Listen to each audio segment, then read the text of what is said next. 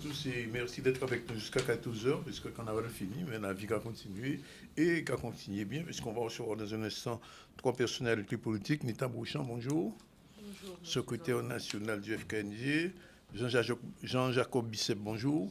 Bien, bonjour. Secrétaire national aussi, mais de l'UPLG. Et José Bois-Campèche, président du MIR Guadeloupe, bonjour. Bien, bonjour. Plus tard, nous recevons José Thiolopin, chargé de communication pour une manifestation qui a été faite. Et puis, nous finissons avec le cinéma, puisque Nelson Foy est sur Decombe, réalisateur et acteur d'un film qui s'appelle Zion, sur un film qui sort le mardi prochain. Ben, seront aussi nos invités. On va parler de ce film, puisque Zion, c'est la suite d'un film, un court-métrage qui était sorti il y a quelque temps. Que tout le monde a changé, mais on va en parler tout à l'heure. Sinon, l'actualité, c'est Iman News. Bien, bonjour. Bonjour Danick, bonjour à tous. Au niveau de l'actualité, on va parler de rugby.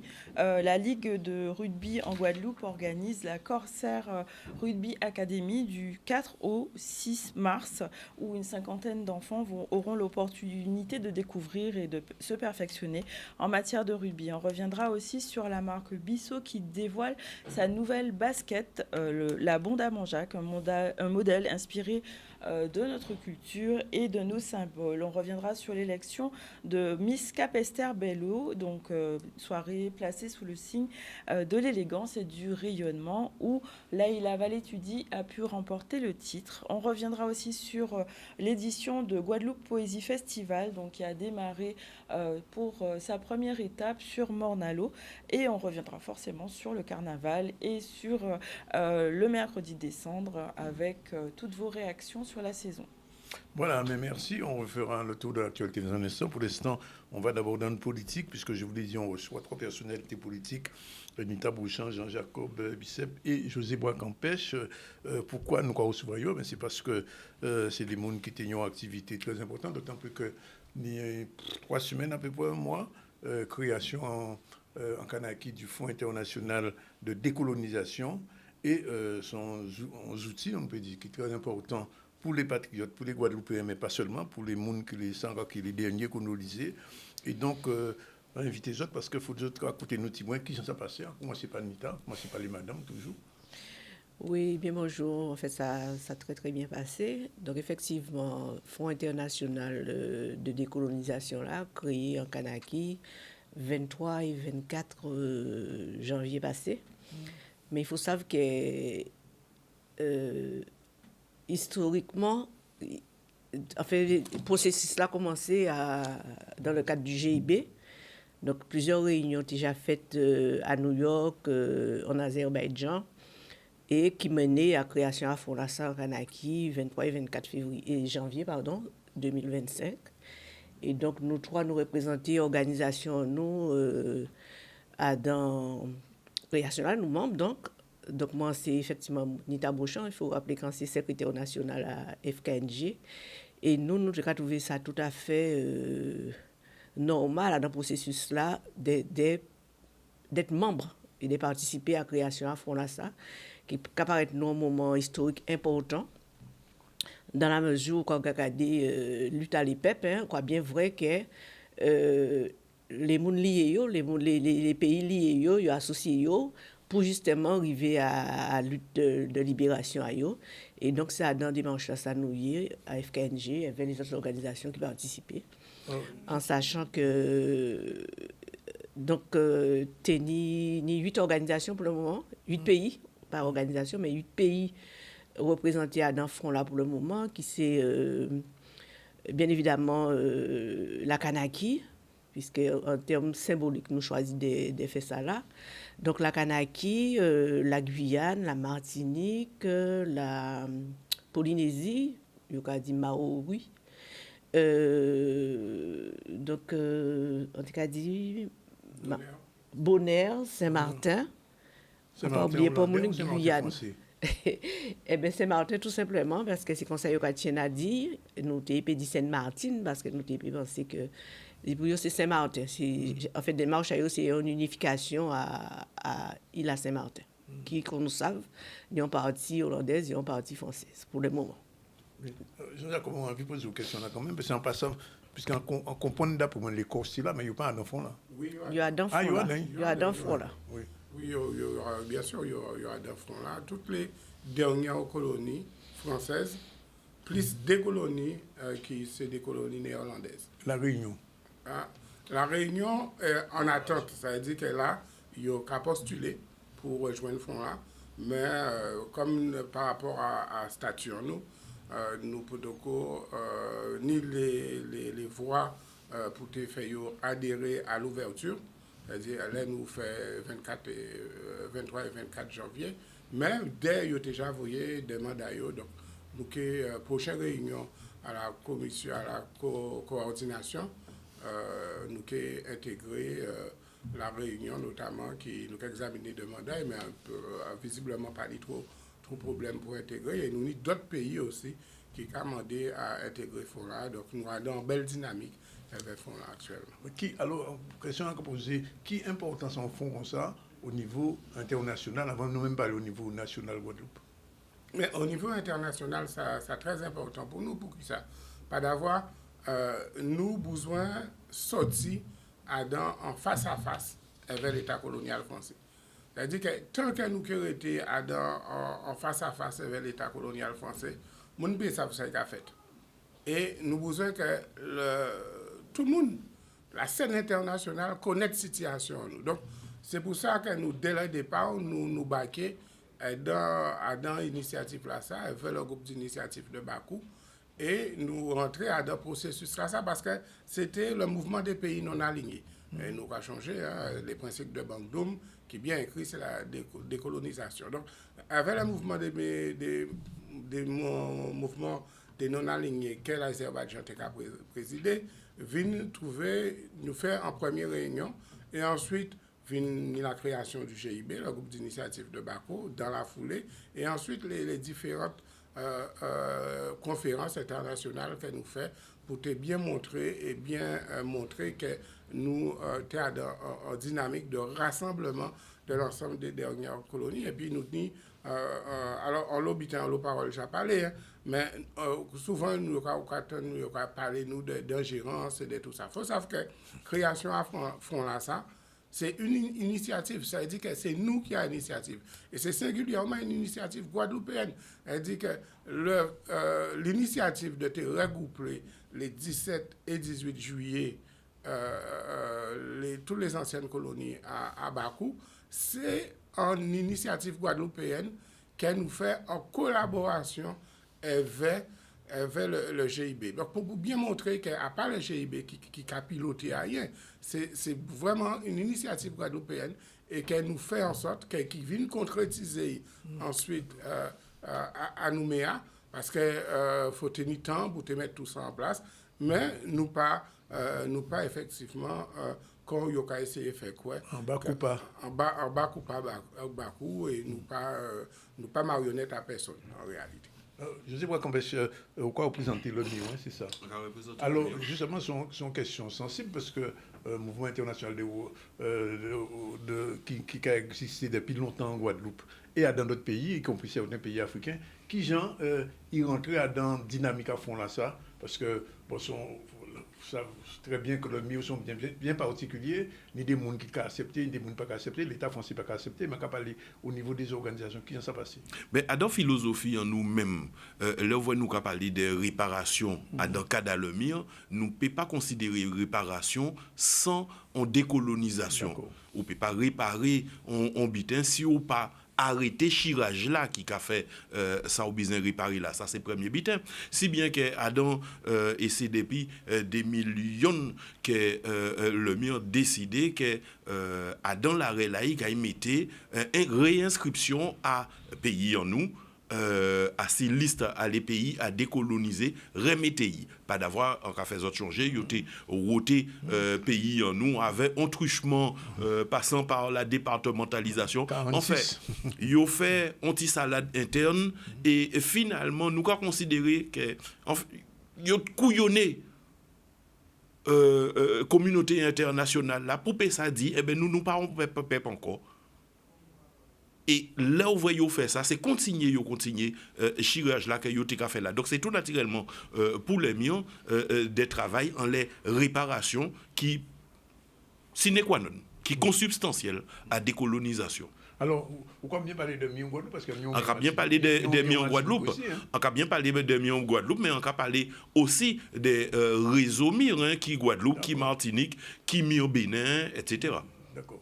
Alors, quand il y a là, font là, ça existe. Qui est en fonctionnement, qui en posé tous les trois questions, qui est fonctionné parce que ni 8 pays, ni 8 organisations, et que ni d'autres encore qui entrent encore dedans, qui ça a fonctionné, on va dire, au quotidien, qu'on va dire. Ben, en fait, front là, il y a une instance qui a dirigé, instance là, ça, nous décider de créer une coordination. Coordination là, ça, nous de représenter tant à chaque pays en disant et coordination là, ça choisit un coordonnateur général.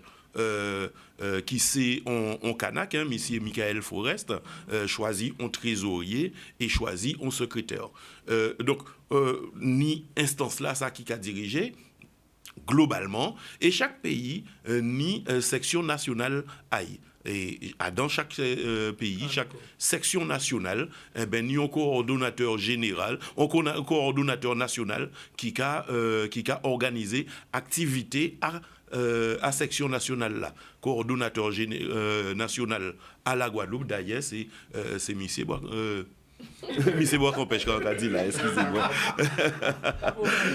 C'est Monsieur Bicep. Bicep. Bon, alors justement, qui travaille qu'on fait, qui ça a organisé au niveau national? Bon, au niveau national, premier but nous fait, c'était que nous organiser la section nationale, donc nous créer et ensuite nous faisons une conférence de presse mois passé pour te présenter Guadeloupéen structure là et à présent nous allons commencer en démarche où nous caillons vers les organisations politiques guadeloupéennes, c'est-à-dire que toutes qui non patriotiques. D'accord. Il faut préciser ça. Patriotique, non. Nous allons vers les organisations patriotiques guadeloupéennes pour expliquer clairement qui est la section guadeloupéenne du Fonds international et qui est l'objectif en nous pour qui ça, expliquer, présenter les statuts, tout ça, pour voir et les organisations qui ont souhaité, et bien entendu, adhérer à Front là, ça, puisqu'en fait, pour adhérer à Front là, il faut passer, les statuts à Front international, là, il faut passer par la section nationale des pays. C'est-à-dire, en organisation martiniquaise qui veut adhérer à Front là, il faut y contacter section nationale Martinique. En Guadeloupe, c'est section nationale Guadeloupe. Donc, et c'est pour ça que nous avons lancé effectivement, en ce qui est des consultations vers les partis patriotiques qui sont en Guadeloupe, pour voir les partis qui ça a intéressé de participer effectivement à Fonds international là ça parce que nous pas mal à l'agenda il y a pas mal de bitins qui nous étaient faits, des rencontres internationales, nous avons un travail à faire au niveau de la Caraïbe, nous avons la commission C24 qui a réuni à New York, mais qui a aussi réuni de manière régionale, donc nous avons ça qui a fait dans la Caraïbe. Télignon qui fait l'année passée, c'était au Venezuela, mais nous pas été représentés puisque nous pas été organisés. Donc, ça veut dire que nous avons organisé nous pour faire en sorte que nous présents dans toutes les instances internationales où nous sommes présents en tant qu'observateurs. À chaque fois que nous sommes en statut dans les différentes organisations internationales, nous sommes présents. Alors, on va poser une question là, parce que déjà, nous avons une première organisation assemblée pour Nation Guadeloupe. Alors, qui j'en font là, quand il y en a ou bien quand il y en a font là? Enfin, il y a des questions là, si en l'air ou en bas ou à côté. On a pensé que Front international là, FID là, quand est-ce qu'il nous a dans le processus? C'est-à-dire que nous, Dynamique a dit que l'Assemblée par rapport à ça, nous avons d'Assemblée. Les organisations qu'il a, nous avons d'assemblée. Et justement, le travail là, Jean-Jacques a parlé là, irradier un petit peu toutes les organisations ici. C'est aussi le travail là, ça nous qui fait avec toute organisation qui a d'assemblée. Au moment de réflexion et de partage pour voir comment, parce que souvent ici, nous avons dit, faut nous aller vers l'unité. Ça, c'est une parole nous a dit souvent. Et donc là aussi, c'est qui Jean, Front National là, Guadeloupe, qui a intégré un certain nombre d'organisations à si les bitins, que nous ayons un socle commun en fait, pour payer justement travail, parce que ça ne peut pas limiter, l'UNIT international, ça ne peut pas limiter seulement à travailler systématiquement, les organisations qui gèrent dans le front là, à travailler uniquement avec l'international. C'est aussi réussi, ça à raison nous en fin de compte, parce que c'est socle là, si nous ne pouvons pas limiter, nous rien qui a travaillé à l'international, si ici dans même, nous ne pouvons pas arriver à assembler. Et donc, pour parler d'assemblée, justement, c'est ça. Rappelez que chaque à niveau, nous, qu'à travailler à renforcer le plus possible l'organisation assemblée. Et on a pensé que l'assemblée a dans dynamique à on va parler au nom de l'assemblée, mais on va parler en tant qu'organisation à d'assemblée. Dynamique là, c'est d'aller vers une cohésion, vers une concorde en fait, pour mener nous à et là, nous, tout en fin de compte, toutes ces organisations-là, qui dit même bitin là, c'est décolonisation, souveraineté à pays en nous, etc. Nous voulons même bitin là. Donc, il faut nous trouver ce commun-là, qui a processus là, nous entrons dans là, qui amène nous vers ça. Alors, voilà. Là où nous, les organisations, on pas tant le PCG, il y a donc, le PCG a dans. Le PCG, il y a dans section Guadeloupe, il y a dans Fonds international. Oui. D'accord? Ici, il y a dans Fonds international. Donc, pratiquement toute organisation est là-dedans. Pas ni l'ANG, par exemple, pas ni KSG. L'ANG, pourquoi dedans? Enfin, il pas dedans, mais pourquoi dedans? Il pas dedans. Pour l'instant, en bas, ça aussi beaucoup, mais pour l'instant, il pas dedans. Oui. Peut-être que les camarades qui ont adhéré, ni le KSG non plus? Ni le KSG non plus, pas dedans. D'accord. Donc, pour l'instant, c'est des organisations-là, ça pas dedans. Mais ni d'autres organisations. Par exemple, nous apprenons en Kanaki. Dans front là, tu as José parlait de la coordination et le fait qu'elle est en trésorier, en secrétaire et en coordinateur général. Mais trésorier là, c'est membre président à l'USTKE, c'est-à-dire syndicat là qui nous peut dire que c'est Tiboué l'IGTG. L'IGTG en bas là. En bas là, d'accord. Et lui, il trésorier à Front International là. C'est-à-dire que Front là a ouvert aussi au syndicat qui en vivent là-dedans. Oui. C'est-à-dire que si demain l'IGTG veut venir, la porte est ouverte. Je veux dire, pas ni problème à ce que des organisations... Il n'y a pas ni pour l'examen à passer, vous voulez dire? Non, il n'y a pas ni pour l'examen à passer. C'est lui qui ni en charte, ni en charte politique. Mais on pense que n'importe qui patriote guadeloupéen peut approuver charte là, ça, parce qu'il n'y a rien à dedans qui a empêché à approuver. Et ni en statut, qu'on n'est pas de cubitain, ni en statut. Mais par exemple, ces deux organisations-là, nous avons parlé là, ils ont siégé tous les deux ensemble à dans Nations sans État. D'accord.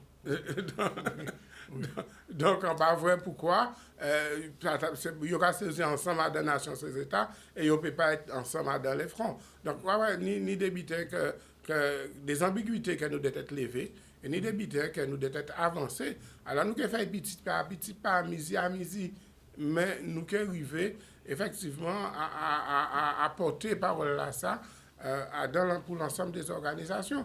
Il faut dire que nous avons un objectif. Hein. L'objectif là, de toute façon, c'est que. Alors, nous avons un monde qui a dit qu'ils ont fait à l'envers. On a un camarade de moi qui a raconté ça tout le temps. Ils ont fait à l'envers. Ils ont commencé au niveau national. Commencer au national et après faire l'international. À part que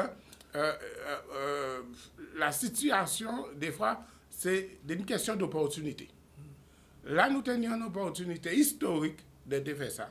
C'est-à-dire que nous prenons une opportunité historique là, ça, pour créer le Front international de décolonisation.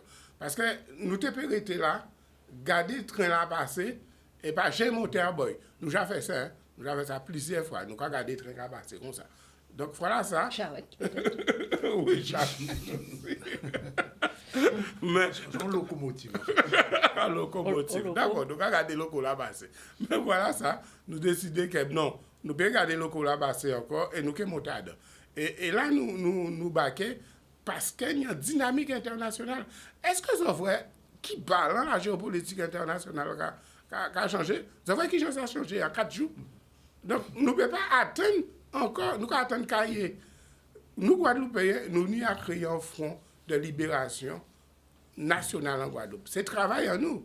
À part pour le monde qui vient faire ça. Pas un monde qui est sorti, pas un côté vient créer un front international de libération. Mais là, nous tenions l'opportunité de créer le front international.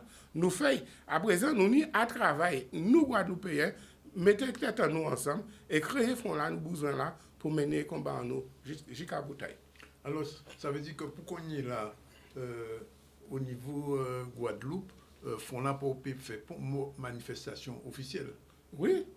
La section guadeloupéenne du front, oui. Conférence de presse là uniquement. Conférence de presse, ça c'est pour C'est ça nous appelle là nous avons contact pour nous joindre différentes organisations. Une émission officielle. Aussi là nous avons fait une émission officielle. Oui. Donc et communiquer de presse là et puis jeudi là. C'est des fois nous avons communiqué officiellement. D'accord. Les actions après ce sera quoi que vous allez mettre en place? Qu'est-ce que vous allez mettre en place? Alors justement, c'est-à-dire que d'une part nous avons vers toutes les organisations et les syndicats compris quand Jean-Jacob Teka dit, mais aussi au niveau caribéen. Donc, en fait, c'est contrôle d'araignée, quoi. Donc, au fur et à mesure, étendre et être en lionnage en permanence avec coordination générale. L'idée, c'est quand même que combat que nous y a dans les différentes colonies, nous peut faire ressortir sur la scène internationale et mobiliser les gens dans trois combats là. Ça veut dire que la scène internationale peut aider aussi au niveau local, c'est ça? Comment? Ça veut dire que c'est un front international. Qui veut dire, par exemple, ni mouvement des non-alignés qui fait rentrer là et nous travaille par rapport à activité à mouvement des non-alignés. Ni aussi CARICOM qui travaille. Ni aussi, en passant tout à l'heure là, ça a fait 2 ou 3 jours que l'Union africaine fait rentrer avec en résolution qui est très important par rapport à les réparations. Tout ça, c'est en globalité. Et quand Jean-Jacob Teka dit, nous avons on la terre qui a changé vite. Et si vous voyez, nous pas mener justement les fronts en même temps, les travails en même temps, qui en dit dans un pays, nous, pour nous déjà commencer par organiser nous. Pour nous déjà commencer par dire, peuple nous, méfiez-vous. Là où vous voyez l'État français qui a des informations, il a des informations qui a dans ce sens. Nous t'ai parlé tout à l'heure là, Jean-Jacob, des ingérences, alors qui ingérence c'est ça? C'est nous, Guadeloupéens, qui proposaient premier contre là. À part ni l'Azerbaïdjan, ni la Chine, ni la Haute-Volta. On devrait ajouter. Juste dire, en fait, toujours par rapport à sa question, ouais. C'est-à-dire que nous avons un monde où effectivement la communication est importante. Et c'est vrai que si nous restons ici entre nous, qui a dit que nous ni problème à français, nous sommes en colonie, etc. Mais ni des pays qui ont découvert, Guadeloupe sont en colonie. Donc c'est ça aussi, c'est toute espèce de travail là, ça que nous n'y amené. C'est ça, pour que Guadeloupe prenne place à l'échelle internationale, Guadeloupe et les autres pays colonisés, en sachant que la question de la décolonisation sont éminemment importants au niveau de l'ONU. Donc, effectivement, France a fait sourd d'oreille par rapport à colonie en disant que, de toute façon, à la limite, nous pas peuple, quoi, nous pas des colonies, nous sommes des pays entièrement intégrés à la France. Mais en fait, le quotidien a montré nous bien que ça n'a aucune réalité. Entre ça, communication là, il va faire là, et réalité, à les gens qui vivent dans les colonies, pas ni bon lien, quoi, en fin de compte. Donc, en cas, c'est en sens ça, nous n'y a pour dimension à lutte la noix dans là, en fait, hein. Nous pas crier comme ça, mais c'est en forme de guerre contre nous, et c'est fait nous prendre toute place là qui ni, et nous péquer interdit nous de mener lutte là à l'international. Voilà. Jean-Jacob, dernière question. Puisque l'histoire de la Guadeloupe, là quand même, Bonneveine, je n'ai pas oublié quand même. Non, nous pas oublié Bonneveine, et nous en est là ça aussi, nous que commémorer Bonneveine. Alors, nous en préparation pour vrai qui forme nous la commémoration là ça. C'est une commémoration IPLG ou bien une commémoration fond? Non, alors l'UPLG qui a associé tous les monde qui a dans front là, a dans préparation à commémoration là ça. Et après nous avons invité les autres partis politiques guadeloupéens à venir à un moment là que nous avons organisé là, parce que c'est important, ça a fait 40 ans. Et si vous voulez nous arriver à créer un front international de décolonisation, c'est par rapport à toute l'histoire. C'est-à-dire que l'histoire, depuis le front guyanais avec Ataillé et l'autre Guadeloupéen qui mort dans l'avion là, qui était tombé à Déé là, jusqu'à en passant par Bonneveine, en passant par la conférence de dernière colonie, et toutes les manifestations qui faites, c'est-à-dire toutes les bitailles qui faites dans l'histoire, nous ne pouvons pas renier ailleurs dans ça. C'est-à-dire que tout ça menez nous aujourd'hui là à Front international de décolonisation. Donc nous avons dans l'histoire qui n'y a un linéaire là qui a continué, et en ce sens-là, ça, oui, l'année là, ça, eh ben, nous avons fait commémoration à les 40 l'année à Bonneveine parce que c'est très important. Vous savez qu'il y a un fonds pour l'autonomie qui est créé ici? Oui, il y a un fonds pour l'autonomie. Est-ce qu'il y a un contact avec eux ou pas? Non, nous avons parlé bien. Ouais. Nous avons parlé bio. Nous avons un groupe commun que nous créons, un groupe d'échange que nous créons, autonomistes et indépendantistes. Et nous avons parlé. Faut pas nous considérer que nous sommes l'ennemi en Guadeloupe. Nous tous ces Guadeloupéens. Non, mais nos colonialistes sont ennemis quand même. Non, mais nous avons parlé des Guadeloupéens. Nous avons parlé des Guadeloupéens. Nous tous ces Guadeloupéens, et en manière ou en autre, il faut nous parler bon nous. Il faut nous parler, yon et pilote. Alors, nous ne pouvons pas partager les mêmes bidons. En fait, que moi, nous pouvons trouver nous, des points de discorde si nous commençons à discuter. Mais nous ne pouvons pas partager tout bidons. Mais nous détenons un socle. Qu'est-ce que c'est indépendantiste, qu'est-ce que c'est autonomiste? À partir du moment où on y a dans l'idée progressiste pour faire le pays à changer, eh bien, on ne peut pas parler. Ben, nous livrons à dans une guerre stérile dans les années 60, Parti communiste et indépendantiste. Ça freinait la lutte. On dit ça, je dis là. C'était une erreur historique que nous fait. Là, nous affronter nous communistes et indépendantistes. Ça freinait la lutte et ça empêchait nous de coaliser le peuple là. Au lieu nous de sembler peuple là, nous diviser peuple là. Eh bien, nous apprenons de l'histoire. Ça, l'histoire fait. Qui gens nous fait pour te séparer nous. Au lieu de nous te lier nous, pour nous pas commencer, même bien là, à présent. Ben, merci. Bienvenue à vous. Merci, Nita. Merci. C'est même Bicep. Oui, c'est Bicep. Merci, moi, et à dans notre soleil, on sait qu'il y a d'autres bitins qui sont faits. Donc, nous avons l'occasion, vous souvent, autres les nions informations. Et les zones de communiquer, pas oublier, vous voyez. Merci pour l'invitation. Merci. 12h58, nous comprenons un petit campo et on se retrouve tout à l'heure pour développer l'information avec Iman.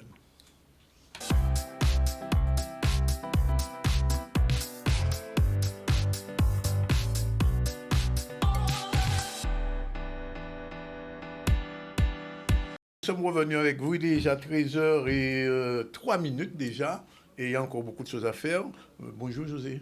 Bien, bonjour Danick. Alors, oui, on va dire Mangipon aujourd'hui. Ah, c'est aussi Mangipon, parce que c'est... Ah, bah, c'est Mangipon quand même. Oui, c'est Mangipon, c'est Mangipon, c'est José de l'Académie du Gars qui a boué devant pour belle manifestation à dimanche, c'est pas à dire. À qui ça va commencer? Neve de matin, nous qui place de la mairie, la Pointe, nous qui parti en déambulation par la rue Frébeau. Alors, nous, c'est qui monde? L'Académie du Cas. Uniquement, voilà. L'Académie du Cas. L'Académie du Cas qui a organisé depuis 25 années, on dimanche au commandement. Manifestation là prend évolué, prend différentes formes. Et au départ, c'était une manifestation qui avait été créée, imaginée par Jacqueline Cachemire-Toll, que j'embrasse avec beaucoup d'émotion. Et nous faisions le matin un stage de coiffe, Marie-Tête, et l'après-midi, nous étions déambuler autour du jet d'eau de Bergevin. À part ça, c'est mon cas songé, jet d'eau là, jet d'eau Bergevin. Côté là, la sécurité sociale, Absolument. Nous étions qu'à déambuler là, à l'entour jet d'eau là, avec les coiffes que nous t'ai fait le matin. Et petit à petit, on plus manifestation là prend lève. Et aujourd'hui là, nous Adam, on dimanche au commandement avec l'Académie du CA. Quelle musique alors? Commandement. Mais c'est ça, là on dit commandement. Mais c'est ça, c'est ça, c'est une musique. Commandement, alors depuis on l'année, Narcisse Bouka, qui c'est en orchestre à quadrille, c'est complice en nous à ces manifestations là. Donc depuis en l'année avec Narcisse, nous avons organisé un dimanche au commandement. Donc Narcisse qui est nous force avait orchestre à quadrille et 17 associations aujourd'hui là répondent présent. On association qui a sorti Marie Galante qui a venu joindre nous dimanche et là donc costume, gomme et quadrille là qui a ouvert Zelaï assis Agora place de la Victoire à la Pointe. Alors c'est que l'Académie du quadrille. L'Académie du Non, pas du quadrille, l'Académie du qui sont une école de danse et musique traditionnelle qui a 40 ans. Et nous avons fait toute qualité de danse, toutes les danses autour du gros cas, mais aussi toutes les danses de bal, donc piquin, mazurka, quadrille, valse. Et là, les élèves des cours de quadrille, danse de bal, qui font prestation, et là, toutes les associations qui viennent joindre nous, qui fait un carré de quadrille, comme si c'était un bal à quadrille. En plein jour. En plein jour, voilà. Bien, ben rendez-vous pris. Donc, rendez-vous, nous avons dit côté 8h30, parce que cortège là, qui est parti à 9h. Oui. Alors, commencez, venez depuis 8h30 pour trouver place à autres, pour les autres rangés, pour les autres dire bonjour. Les costumes qu'on a joignent, quand on l'obité à dit, mais manifestation là, qui a commencé à 9h. Oui. Et puis, si on pouvait remettre l'affiche. On a l'affiche, oui, voilà. Voilà. Alors, sur l'affiche, on est très fiers de dire que c'est Manzé Marie, qui est doyenne à l'Académie du CA. Ouais. C'est qui s'y affiche là. Ça a fait plus de 50 ans, Marie, l'Académie du CA. Et on peut comprendre fierté en moins que Marie a s'y affiche là. Donc, Manzé Marie continue avec nous longtemps encore. Et puis, Manzé Marie, qui est en tête à cortège là. Si on pouvait avoir quelques photos, la vidéo, des photos de l'année dernière. Oui, voilà. Donc, voilà. Donc, quelques images, moments choisis de l'année dernière. La nuitée au MACT. L'année dernière, nuitée Place de la Victoire. Donc, les jeunes générations qui avaient photos là, les jeunes générations aussi, partie prenante. Parce que quadrille là, c'est ne pas transmettre lui. C'est on butin qui est mort. Si on ne pas transmettre on qu'il tisse, on butin qui est mort. Donc, après, avec l'Académie du CA, nous sommes jeunes danseurs de quadrille qui ont ouvert la quadrille là et les autres associations. Bien, le rendez-vous est pris dimanche matin, 9h. On t'a dit à Bergevin, mais c'est pas loin de Bergevin. Non, c'est Place de la Victoire et puis nous avons la Place de la Victoire. Et après, que nous avons des ambulations dans les routes de Prenapit. Voilà. Ce sont belles manifestations, nous avons une occasion pour finir ça et qu'il faut faire des belles photos pour les prochaines fois. Pour les prochaines fois, oui, bien sûr. On revient là. Ça veut dire que ces photos là pas belles, quand on voit très belles. Non, pas dire pas belles. Non, mais faut, chaque fois qu'il y a une manifestation, il faut faire d'autres photos. Absolument. Pour nous payer Absolument. Ça travaille fort. 13h08. Retour à l'actu avec Iman News. Oui, on va parler de la 4e édition de la Corsair Rugby Academy, donc une formation d'excellence pour nos jeunes qui aura lieu, donc qui a démarré le 4 et jusqu'à aujourd'hui. Une cinquantaine d'enfants ont pu avoir l'opportunité de découvrir et de se perfectionner dans leur jeu, notamment avec une nouvelle méthode qui s'appelle Catch and Think. On voit un reportage sur cette opération. C'est la 4e année que nous organisons un stage avec Marc Lévremont et Brian Liebenberg avec leur méthode de catch and think. Donc on a dit c'est pour un développement sportif et cognitif qui est ouvert à tous nos jeunes filles et garçons de 14 jusqu'à 18 ans. Aujourd'hui, on met de neurosciences au service de la performance. Donc ça peut être, comme je disais, au niveau scolaire, ça peut être au niveau entreprise, et dans le niveau santé.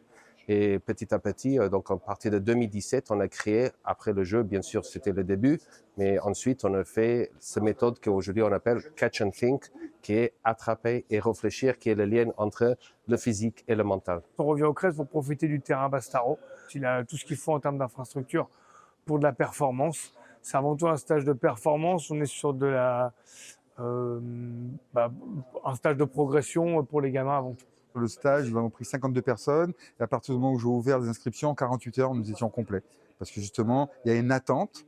Vu le succès des autres années, il y a une attente pour ce stage. Pour le département, c'est une très belle initiative, cette manifestation de la Corsair Rugby Academy, simplement parce que nous restons sur une manifestation qui permet à nos jeunes de pouvoir s'exprimer à travers le sport. Donc, c'est l'une des compétences du département. Donc, nous accompagnons fortement cette initiative de façon à permettre à nos jeunes de venir s'épanouir sur un terrain de sport durant les vacances de carnaval.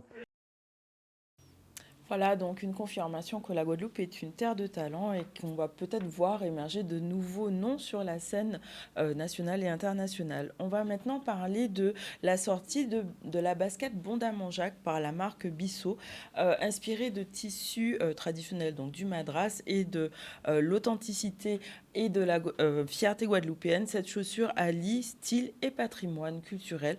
On voit un reportage pour cette sortie remarquée de cette basket Bondamanjak.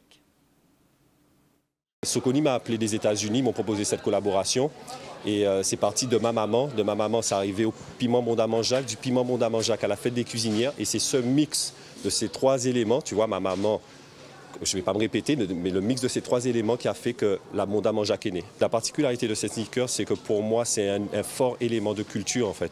Donc on retrouve le piment Bondamanjak, mais on retrouve aussi le madras qui fait partie de notre culture, mais de la culture guadeloupéenne, de la culture antillaise, guyanaise. Donc tu vois, j'ai fait 7 paires pour les Antilles-Guyane tout simplement. Très fier d'avoir pu rencontrer cet artiste qui a pu transcender sa marque, son style sur cette paire de chaussures et je lui souhaite de réussir dans cette démarche et de continuer à faire valoir et représenter notre culture à travers de grosses marques. Dans le monde, les magasins ont reçu une trentaine de paires. Là, en Guadeloupe, ils ont reçu entre 30 et 40 paires, je crois que même 42 paires. Et voilà, donc malheureusement, c'est comme ça dans le monde, c'est comme ça en Guadeloupe, c'est très limité. Et j'espère que tout le monde pourra avoir sa paire, mais il faudra certainement aller voir sur Internet, dans des shops allemands, américains, voir s'ils peuvent avoir leur paire, quoi. Il y a exactement une paire qui est différente, c'est celle de ma maman. Donc c'est celle qu'on retrouve avec le piment. J'ai vu des gens dans la file d'attente qui voulaient cette paire, qui pensaient pouvoir acheter cette paire. Malheureusement, c'est la paire que j'avais designée que j'avais designé de base, mais Soconi m'a dit non, on ne touche pas à notre logo. Donc moi j'ai décidé de mon côté de faire cette paire pour ma maman et puis on a sorti la paire que l'on retrouve maintenant dans tous les commerces, quoi. Enfin dans tous les commerces, non, dans certains magasins dans le monde. Je suis une fan de belles paires, j'aime les paires exceptionnelles, j'aime les raretés, les beaux modèles. Donc là c'était l'occasion parfaite, surtout que c'est pour représenter la Guadeloupe, donc j'étais obligée d'être là. J'ai une petite appréhension, j'ai peur de les salir, j'ai peur de les abîmer, mais je vais les sortir à des occasions particulières. Ça ne sera pas ma paire de tous les jours, c'est clair. C'est une œuvre d'art, on peut appeler ça comme ça, puisqu'elle représente une partie de notre culture au niveau des couleurs, au niveau gustatif, puisqu'il y a le fameux piment qui représente et qui est souvent qui accompagne nos mets qui sont prisés dans le monde entier. Donc c'est une ouverture dans le monde par rapport à cette paire qui est identifiée Guadeloupe. Guada, pur. Franchement, le premier mot à chaque fois, ça a été merci pour notre culture, en fait. Donc ça m'a vraiment touché. Et qu'est-ce que tu veux dire quand on te donne du love comme ça? C'est merci, hein. C'est tout. Bon, je crois qu'il n'y a plus de basket, hein. Malheureusement, on va pouvoir commander sur Internet. On va parler maintenant de l'élection de Miss Capesterre Bello, où Laïla Valétudi a pu être élue Miss Capesterre Bello. On revient sur une soirée tout en beauté et en élégance. Miss Capesterre Bello 2025, c'est et restera Laïla.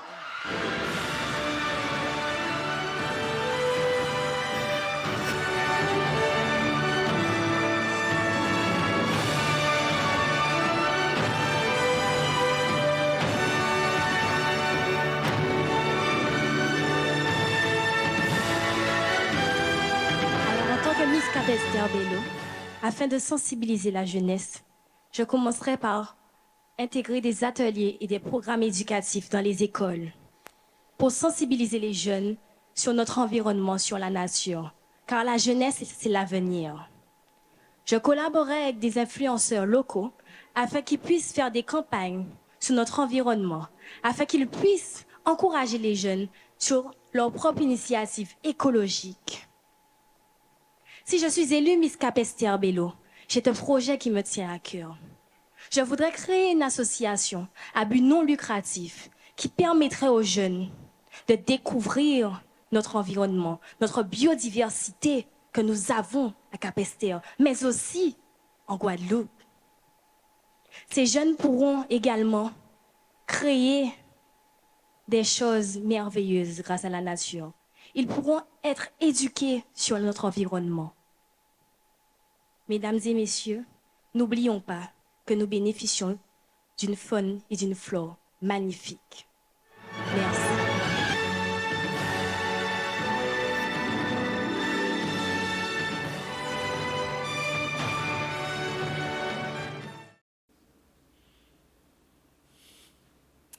Et nous allons parler maintenant du Guadeloupe Poésie Festival pour la 13e édition. Les mots s'invitent au cœur de la scène en Guadeloupe, notamment à Morne-à-l'Eau, où la première étape de cet événement, Guadeloupe Poésie Festival, a pu démarrer. On voit un reportage ensemble qui nous emmène par les mots à travers la poésie. On en est à la 13e édition de ce festival. Et Morne-à-l'Eau a accepté d'accueillir la première étape pour lancer ce festival, tourné cette année tourné vers la bienveillance, la conscience et l'espérance. Ça fait pratiquement 5 ans que le maire Jean Bardaille, avec son équipe, nous essayons de faire redémarrer la culture à Morne-à-l'Eau, de donner du goût aux gens pour venir sur la place, pour instruire les gens. Et puis comme nous allons avoir bientôt une médiathèque, donc on veut inciter les gens à écouter les poésies. Et n'oublions pas que Morne-à-l'Eau est quand même une ville de poésie, parce qu'il y a Fleurette Mourant, nous avons dit illustre poète à Morne-à-l'Eau. Nous devons défier la difficulté parce que nous voulons qu'en Guadeloupe, que ce festival continue à exister. Parce que les poètes aiment rencontrer les poètes de l'univers entier. Nous avons des invités d'Italie, du Cameroun, de la Côte d'Ivoire et aussi de Guadeloupe et singulièrement de Morne-à-l'Eau. Nous aurons normalement un slammer autodidacte qui va nous proposer trois textes en collaboration avec une chanteuse. Tout le monde dit que je suis passionnée et cette passion me dévore et fait de sorte que j'oublie tout de ce qu'il faut faire autour. J'oublie mon travail, je néglige tout, mais je continue à garder cette passion. Gardez la reine pour Guadeloupe, gardez lumière à la Guadeloupe, gardez soleil à Chi, Guadeloupe. Et donc, rendez-vous pour ceux qui souhaitent profiter de ce Guadeloupe Poésie Festival demain, 7 mars à 19h à la médiathèque Ernest Pépin pour la suite du programme. C'est une entrée libre et gratuite. On va faire notre deuxième pause publicitaire et on revient tout à l'heure pour parler du film Zion.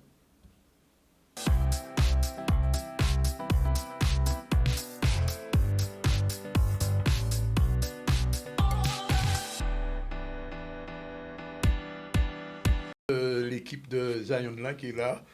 Axel, bonjour. Bonjour. Nelson Foy, bonjour. Réalisateur. Et l'artiste et l'acteur principal du film, Mr. Sloan. Bonjour. Exactement, bonjour. Merci d'être là. Et le film va sortir mardi prochain. Alors, il sort le 14 mars, vendredi. Vendredi en salle. Au cinéma normalement Au cinéma, ouais. Dans 5 salles en Guadeloupe, et dans 10 salles aux Antilles Guyane. Waouh. C'est un exploit, ça. Hein?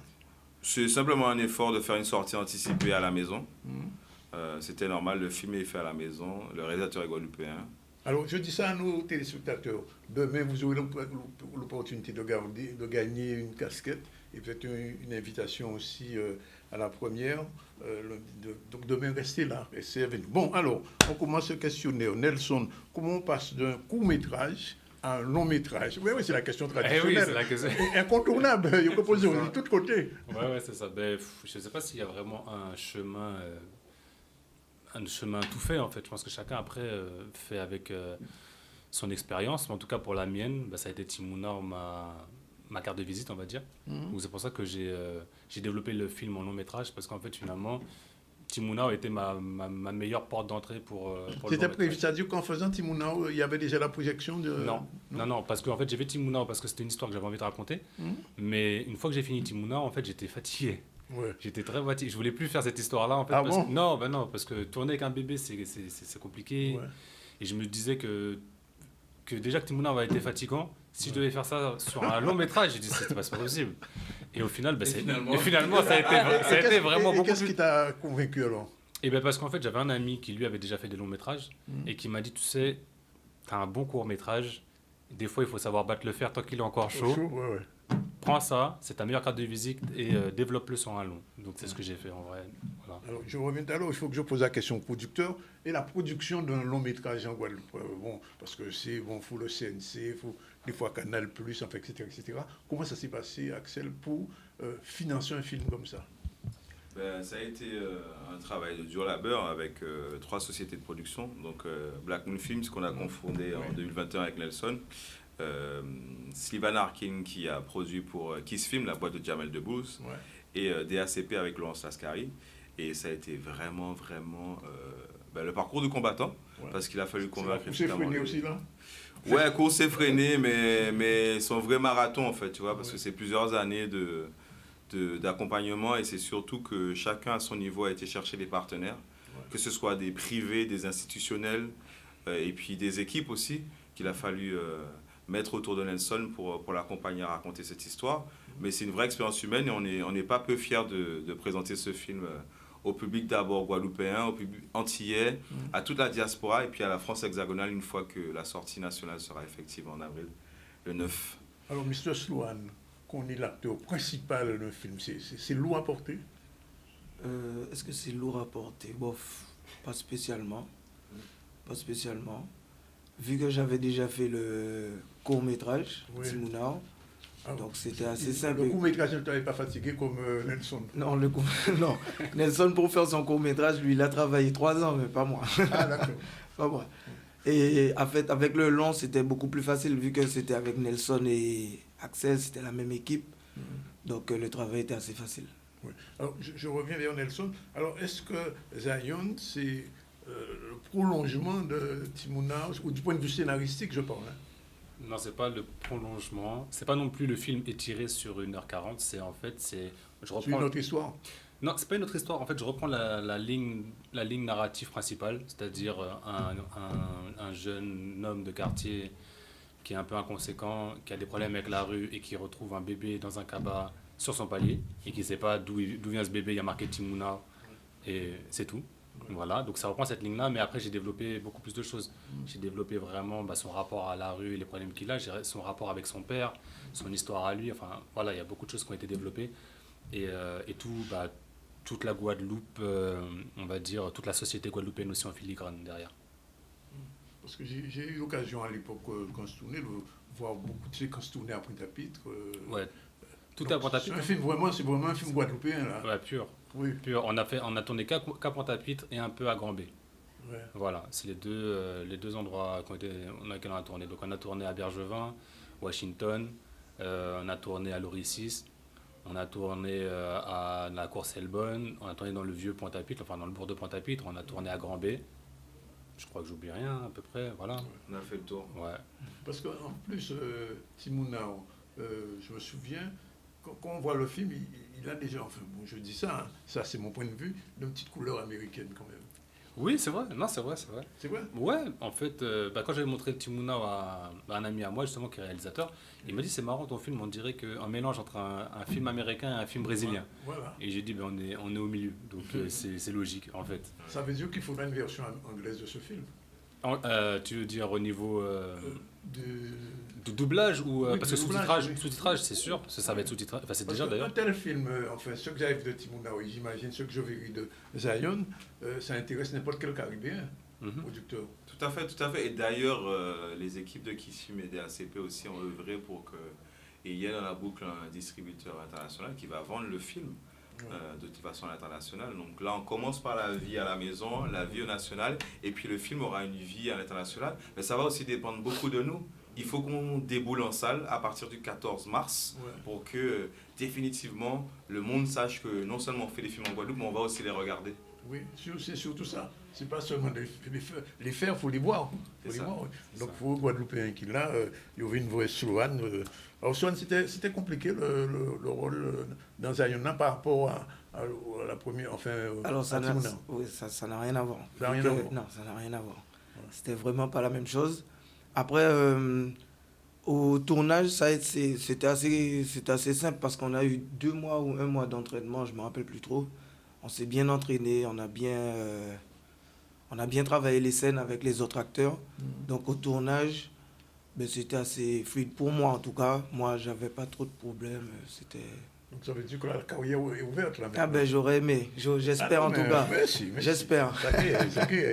Pourquoi Zion nous fait Alors, je peux pas tout expliquer sur le titre, mais ce que je peux dire, c'est que Zion, c'est un peu l'idée. En fait, si on prend le côté, le sens un peu rastafarien du terme, c'est le côté vraiment paradis sur terre, un peu utopiste. Voilà. Et donc, en fait, Zion, c'est aussi le côté de mettre on va dire, en confrontation l'idée un peu, on va dire, occidentale de la Caraïbe, c'est-à-dire un peu carte postale, et la réalité aussi sociale des habitants. Voilà. Au niveau de la production, là, il va y avoir, comme tu disais, Axel, un gros travail de distribution au-delà de la Guadeloupe, là, maintenant. En fait, on a un distributeur. Parce que ça a un terme international. Exactement. Oui, tout à fait. C'est pas un hasard. Tout à fait. Mais déjà, il y a le travail du distributeur, The Jokers, qui est le distributeur de Parasite en France. Il y a les équipes de Film 10 qui distribuent le film aux Antilles-Guyane. Et puis, effectivement, les équipes de Magnify à l'international. Mais il y a aussi, comme je disais tout à l'heure, je le répète, mais en fait, ça part de la maison.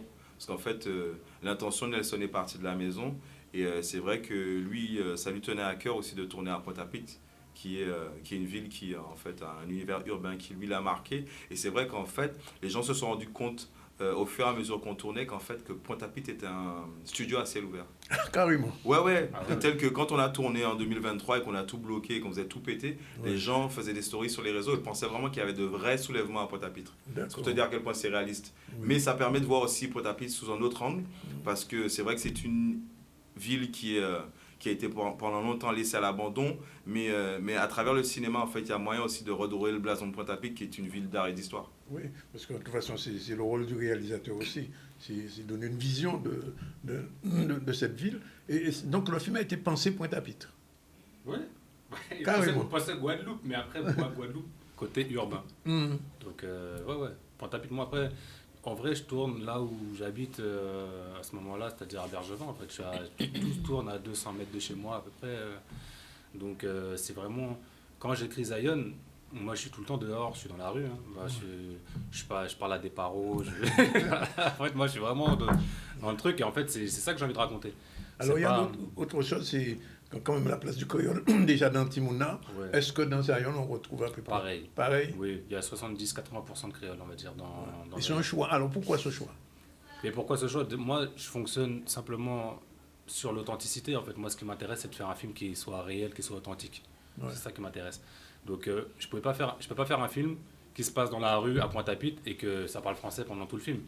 Il y a des moments de tension, il y a des moments où les gens ils crient, ils braquent des gens. Voilà, c'est ça. Surtout pas en Guadeloupe. Voilà, c'est pas possible. Il y a ça, c'est la première raison. La deuxième raison, c'est aussi que il y a beaucoup d'acteurs c'est leur première expérience, c'est-à-dire qu'ils sont pas des comédiens professionnels de base. Et parfois, c'est plus simple pour eux aussi que s'exprimer en créole dans des... c'est plus naturel. Voilà, c'est plus fluide. Donc, il y a ça aussi.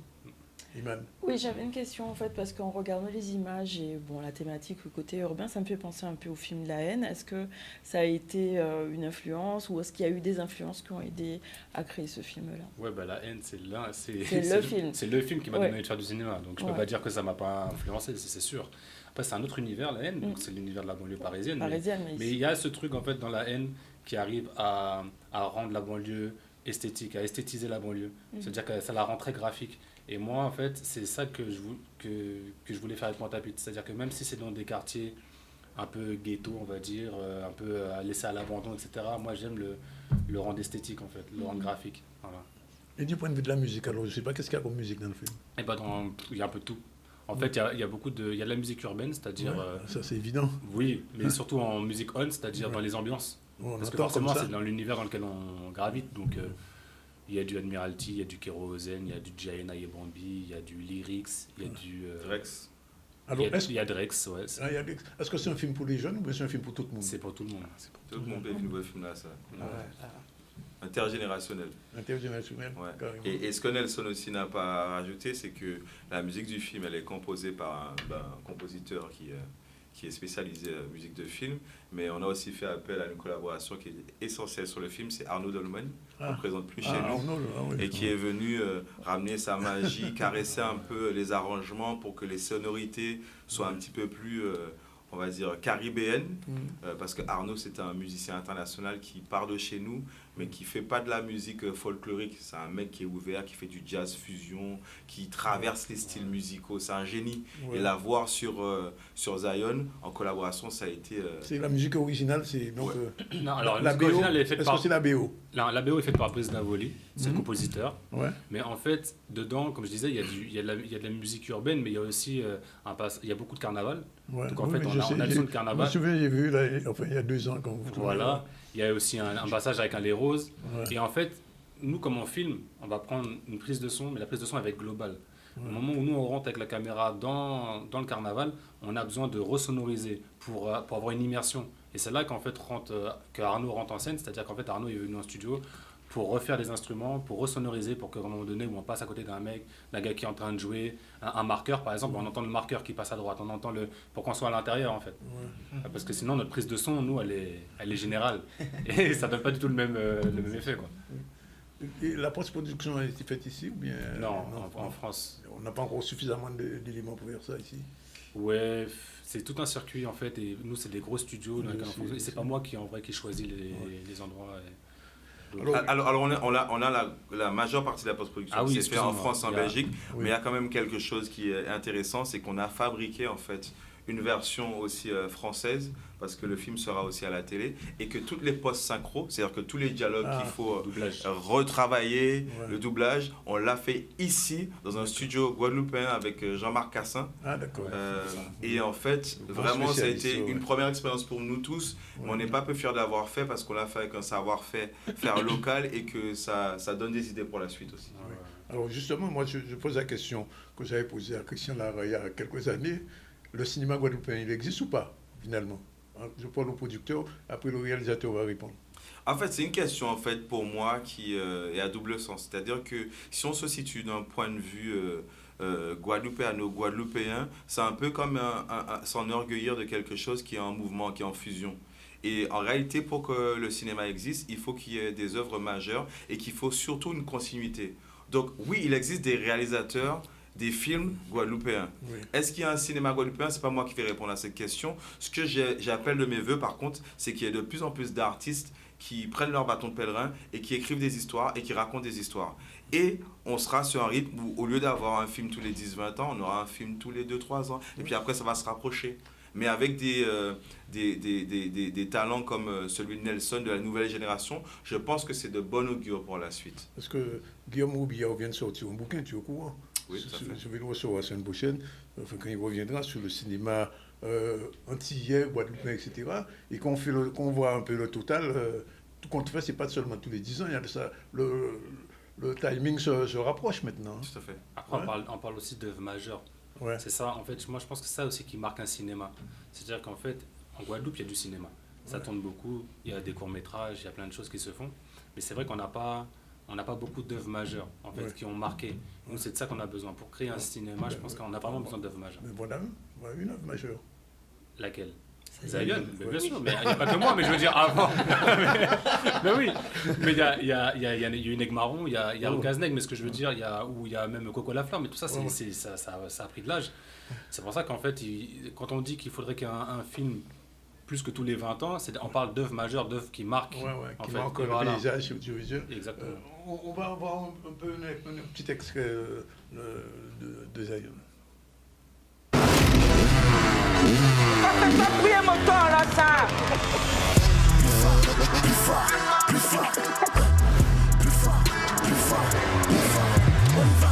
Je lâche pas du taf. Du taf? Attends, rien, même ici, maintenant. Il y a dans la guerre là. De livraison, 1 heure de temps, ça fait.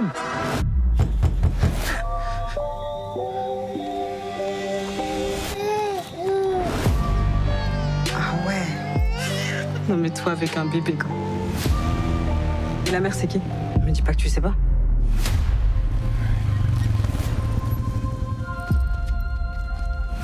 Quoi fait là? Où t'es quoi là? J'ai trouvé un bébé devant chez moi. J'étais obligé de faire la première livraison avec lui. On va tourner. Donc, on va porter un coup, maman. Non, c'est mal. C'est lui qui attaque mon frère. Pose ton sac. C'est pas un sac, c'est un gamin. Ce pays, c'est une petite famille. La famille, c'est tout ce qu'on a. Il faut la protéger.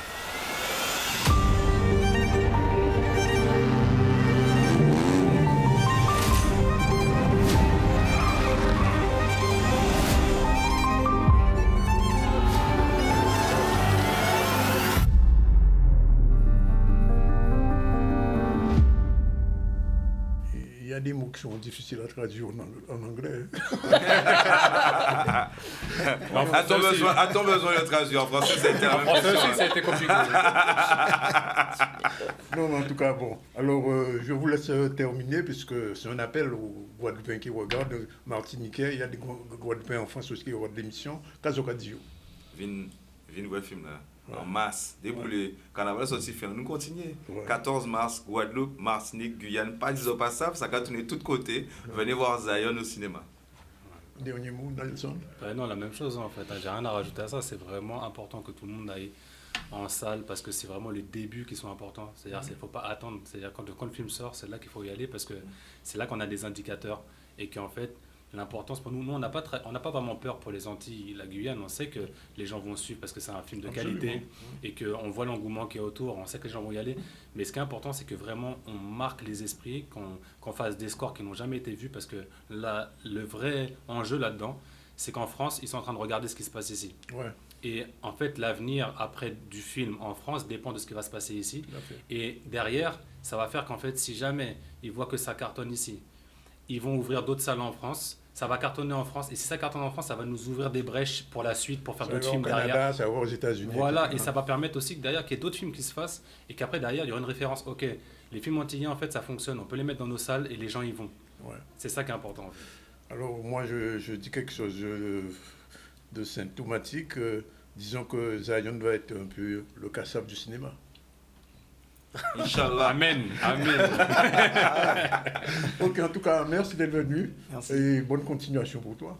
Merci. Parce que, de toute façon, bien découvrir dans ce film-là, ça assure quand même des Américains seront contents de voir un jeune acteur et ce type de film qui est guadeloupéen, mais il y a quelque chose au fond même. Vraiment, c'est intéressant.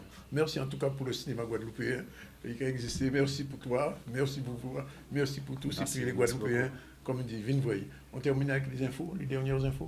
Oui, on va parler du carnaval. Le mercredi décembre, c'était hier. Maintenant, on rentre dans un autre temps, mais on vous a posé la question de votre retour sur la saison 2025. On voit vos réactions. Très bien. Il était un petit peu long, mais je suis contente que ça se termine, mais il était bien quand même. Ça a été super. C'est bon. C'est bon. Il pas trop long. Ah ouais, non.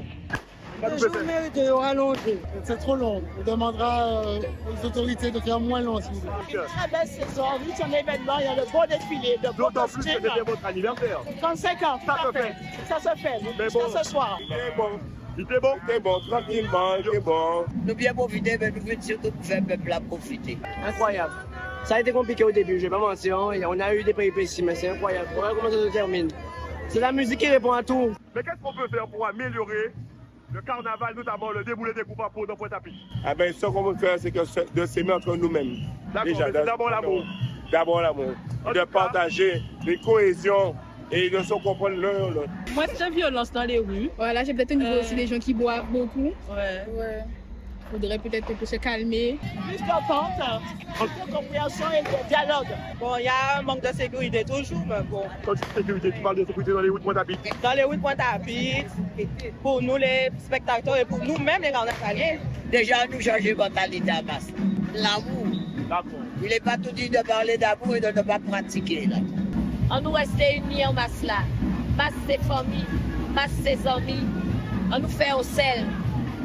On nous pas diviser nous parce que nous avons des problèmes de différence de sécurité ou différence de passage dans les circuits. On nous reste unis. L'amour pour tout le monde.